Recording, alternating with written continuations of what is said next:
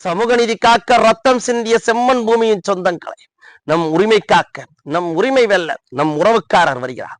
நம் அண்ணன் அன்புமணி ராமதாஸ் அவர்கள் கடலூர் மாவட்டத்திற்கு வருகை தர இருக்கின்றார்.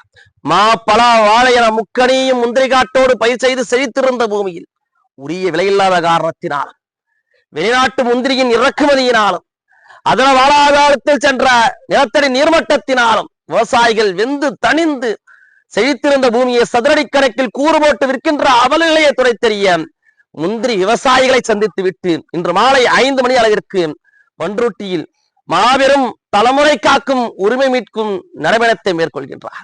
பல்லாயிரக்கணக்கான பாட்டாளிகளும் பொதுமக்களும் அணிதிரண்டு அண்ணன் அன்புமணி ராமதாஸ் அவருடைய கரத்தை வலுப்படுத்துவோம்.